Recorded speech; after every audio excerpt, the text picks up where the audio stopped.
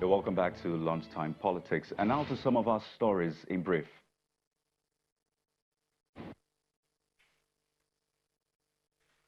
We played host to governors of the All Progressives Congress at the State House in Abuja.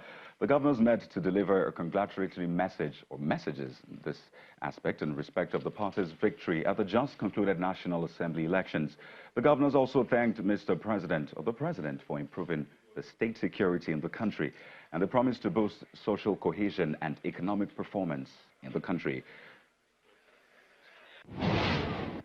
And the Enugu State Governor, Okoye, has assured the children in the state of his commitment toward the full implementation of the Child Rights Law. Governor Okoye was speaking when he hosted the State Children Parliament at the Government House to discuss the rights, growth, and development of children in the state. Well, let's now rejoin our guest in Abuja studio to discuss the outcome of the 2019 elections. We have joining us this afternoon a UDP national chairman and the former presidential candidate, Mr. Okoye. Would like to appreciate your time on the program this afternoon. So a lot of reports have come in. In fact, a lot of people are expecting INEC's report on its own conduct. But let's chart a way forward. You've heard the reports, you've seen the recommendations. In your opinion, as the national chairman of a party and a presidential candidate, what is the way forward? Well, thank you very much for having me, and a very good question. So some of the questions, some of what you're saying, I can't really understand, but I know you're talking about the reports from... No, the question is, what do you think is the way forward, considering the recommendations and the reports? What is the way forward? Well, going by the recommendations we are seeing from the different observer groups, of course, it's clear that who are below average in compliance with the necessary things that will make for free, fair, and credible election. But that's to be expected, because the indices were there, the prognosis were bad run up to the election, and we pointed out as much. On so many occasions, several occasions, we had cause to say, explain to us how this thing should be done. Just those things were not hidden. Okay, you're going to use people to monitor the election, not observers, those that will, like security backup. Let's have the personnel you have, you are going to deploy. Those things are not done. How are you going to transmit these results? From polling booths to national, or from state to national server, to an advance. Now we have come back to it. And everybody is beginning to look like, oh, where did we get it wrong? But we resolve these issues. Mr. Okoye, I understand that these issues were before, but the question is, what is the way forward? I mean, we can keep talking about the reports and recommendations. That's what I'm saying. You see, the way forward, you will always have the way forward based on where you're coming from. Right. The foundations of the future are always laid on the dedications of the past. So if you don't know where you're coming from, you certainly won't know where you're going.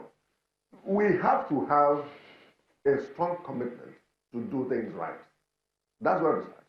And the institutions must be made to operate in a way that shows interests of the country, right, interests of the people, and not interests of a few people.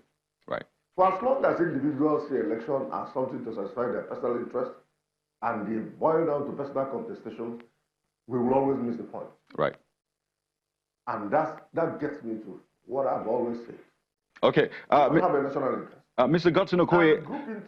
Okoye, I really hate to butt in, but we'd like to appreciate your thoughts on this matter. And we definitely hope that moving forward, some of these recommendations that you have given will be implemented. We've been speaking with the UDP national chairman and a former presidential candidate, Mr. Okoye, joining us live from our Abuja studio.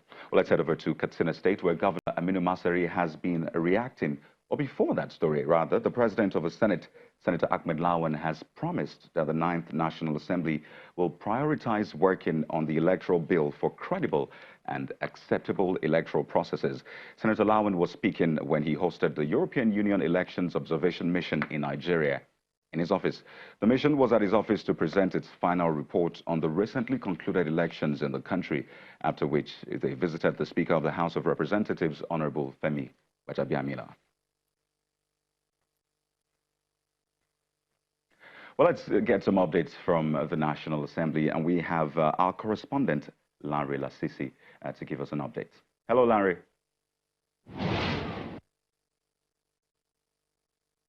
Yes, the lawmakers are on a recess, short break, largely according to the House, to get them ready, get their offices ready, take care of their settling down in the National Assembly in Abuja, as it is, while getting ready for work, which will start in about a little over a week's time.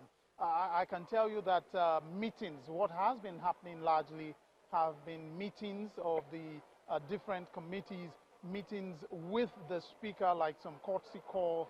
Yesterday we had the European Union, they were here with a delegation to meet with the speaker and the Senate president. So that's basically what's happening now in the National Assembly. But you can still see some people staying around, people seeking to be legislative aides, hoping they run into a member and basically make their plea or make an attempt to see if they can be employed. So a little less activity here right now in the National Assembly. But here and there, like I said, some work is still going on.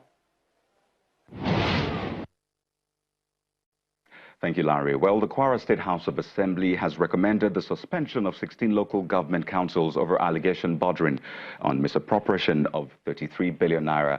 Now, this followed a resolution of the House after it considered a petition written by one Seidu Aliyu and presented at yesterday's plenary.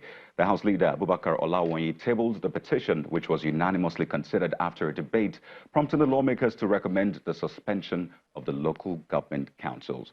Well, let's get some perspectives on the local government administration and the role of governors in recent days. I have joining me a lawyer, Mr. Evans Ofeli. Thank you so much for joining us on the program. I'm sure you have seen this trend in past weeks. Governors either dissolving, suspending, sacking local government councils and what have you.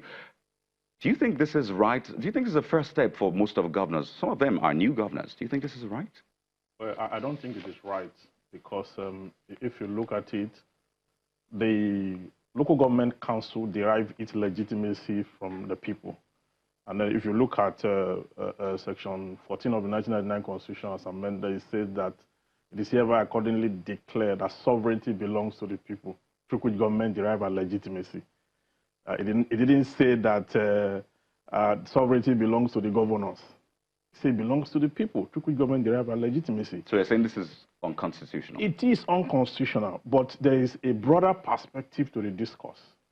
The Constitution in itself has shot itself repeatedly as regards the question of the status of the local government. Right. If you look at Section 7, subsection 1 of the 1999 Constitution, it talks about the local government, the state ensuring the formation, financing, and composition of the local government.